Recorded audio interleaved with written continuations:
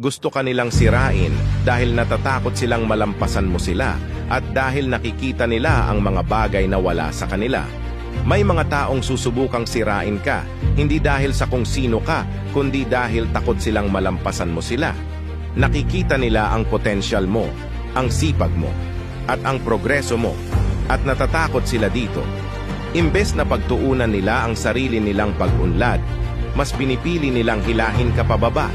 Hindi ito dahil may mali sa'yo, kundi dahil sa insecurities na meron sila.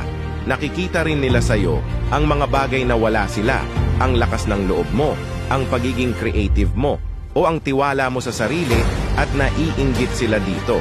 Imbes na ma-inspire, mas pinipili nilang sirain ka.